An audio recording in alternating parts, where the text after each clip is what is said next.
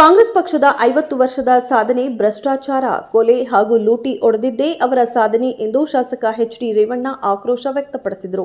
ಹೌದು, ಬೇಲೂರು ಪಟ್ಟಣದಲ್ಲಿ ಇಂದು ಜೆಡಿಎಸ್ ಸದಸ್ಯತ್ವ ಅಭಿಯಾನಕ್ಕೆ ಶ್ರೀ ಚೆನ್ನಕೇಶವನಿಗೆ ವಿಶೇಷ ಪೂಜೆ ಸಲ್ಲಿಸುವ ಮೂಲಕ ಚಾಲನೆ ನೀಡಿ ಮಾತನಾಡಿದ ಅವರು, ಜೆಡಿಎಸ್ ಪಕ್ಷವನ್ನ ಹಾಸನ ಜಿಲ್ಲೆಯಲ್ಲಿ ನಾನು ಮುಗಿಸುತ್ತೇನೆಂದು ತೊಡೆ ತಟ್ಟಿದವರಿಗೆಲ್ಲ ಏನಾಗಿದ್ದಾರೆ ಎಂಬುದು ನನ್ನ ಕಾರ್ಯಕರ್ತರಿಗೆ ತಿಳಿದಿದೆ.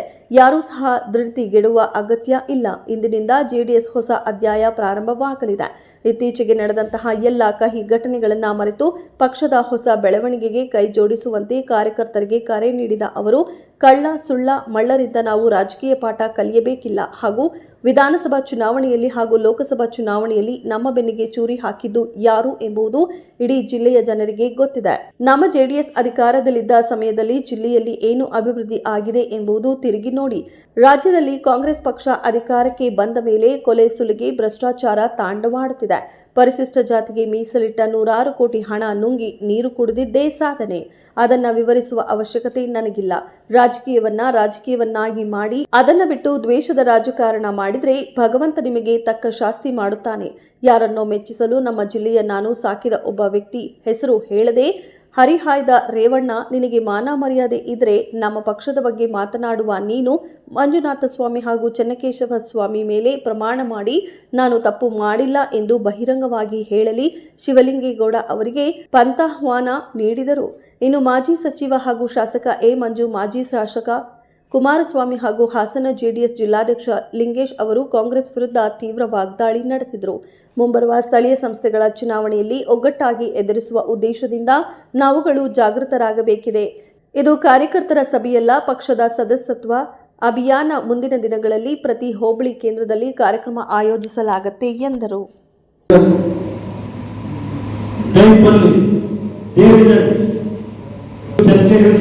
ಪೂಜೆ ಮಾಡಿ ಮೆಂಬರ್ಶಿಪ್ ಸ್ಟಾರ್ಟ್ ಮಾಡಿದ್ರು. ಕುಮಾರನ ಕರ್ಕೊಂಡ್ಬಂದು ಹೇಳಿದೆ, ಕುಮಾರನ ದೇವೇಗೌಡರು ಕುಮಾರಸ್ವಾಮಿ ಎಷ್ಟೇ ಕೆಲಸ ಮಾಡೋದು, ಲಿಂಗೇಶ್ ಎಷ್ಟೇ ಕೆಲಸ ಮಾಡೋದು, ಇಲ್ಲಿ ಯಾವ್ದು ಪಾಲಿಟಿಕ್ಸ್ ಕೊಟ್ಟಿದ್ದು. ಮೋದಿ ಇವತ್ತು ದೇವರು ಕೂತಿದ್ರು, ಕುಮಾರನ ನಾನು ಎದುರುಗಡೆ ಕೂತಿದ್ದು. ರೇವಣ್ಣ ಈ ಕಾಂಗ್ರೆಸ್ನ ಅಪ್ಪಿಗಳು ನಾವು ಮಾತು ಉಳಿಸ್ಕೋಬೇಕಲ್ಲ, ದೇವೇಗೌಡರು ಕುಟುಂಬ ಮಾಡಿಕೊಂಡವರು ಅಂದೋಗಿದ್ರೆ ಈ ಜಿಲ್ಲೆ ಕೆಲಸ ಆಗಬೇಕು. ಕುಮಾರಣ್ಣ ಮುಖ್ಯಮಂತ್ರಿ. ಇದು ಕಾಂಗ್ರೆಸ್ ಅಂದ್ರೆ ಯಾವ ಬೇಕಾದ್ರೆ ಯಾರು ಬೇಕಾದ್ರೆ ತಲೆ ಹೊಡೆಯೋದು.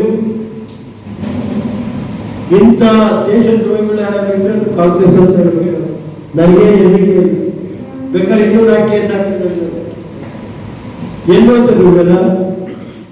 ಉದಾಹರಣೆ ದೇವೇಗೌಡರ ಮೇಲೆ ಈ ರಾಜ್ಯದಲ್ಲಿ ಲೋಕಾಯುಕ್ತ, ಸಿಒಡಿ, ಒಂದು ಜಡ್ಜಿ ಎಲ್ಲ ನೇಮಕ ಮಾಡಿ ದೇವೇಗೌಡರು ಏನಾಯ್ತು ಗೊತ್ತಿದ್ರೆ, ಅಧಿಕಾರಿ ಬಂದು ದೇವೇಗೌಡರು ಮುಖ್ಯಮಂತ್ರಿ ಆದಾಗ ಕಾಲಿಟ್ಕೊಂಡು ದ್ವೇಷ ತೆಗಬೇಕಾಗಿದ್ರೆ ಏನ್ ಬೇಕಾದ್ರೂ ಮಾಡ್ಬೋದಾಗಿತ್ತು. ಆ ಪ್ರಾಬ್ಲಮ್ ಕೆಲಸ ದೇವೇಗೌಡರು ಮಾಡಿದ್ರು. ಇವತ್ತಿ ಸರ್ಕಾರ ಹೆಂಗ್ ನಡೆಸ್ತಾ ಇದ್ದಾರೆ, ಏನೇನ್ ಮಾಡ್ತಾ ಇದ್ರೆ ಕಾಲ ಬಂದಾಗಿ ದೇವರ ಮೇಲೆ ನಂಬಿಕೆ ಇದೆ, ನ್ಯಾಯದ ಬಗ್ಗೆ ನಂಬಿಕೆ ಇದೆ. ಇವತ್ತು ದೇವೇಗೌಡರು ಒಂದು ಸಣ್ಣ ಸಮಾಜ ಪಕ್ಷದ ಅಧ್ಯಕ್ಷರ ಮೇಲೆ ಇಲ್ಲೇ ಉಂಟಾಗ್ತಾವ್ರೆ. ಇದೈತಿ ನ್ಯಾಯ ಐತಿ ಅಂದ್ರೆ ಮಾತಾಡಿರೋ ಪಕ್ಷದ ನಾಯಕರೇ ಹೇಳಿ ಇದನ್ನ. ಈ ಸರ್ಕಾರ ಏನ್ ನಡೆಸ್ತಾ ಇದೆ ಅಂತ ಏನ್ ಹೆದರ್ತೀವಿ ಅಂತ ತಿಳ್ಕೊಂಡ್ರ? ಏನ್ ನಮ್ಗೇನಾದ್ರು ಕೇಸ್ ಹಾಕಿ ಎದುರಿಸ್ತೀವಿ ಅಂತ ತಿಳ್ಕೊಂಡಿದ್ರೆ ಅವ್ರ ಕನಸು.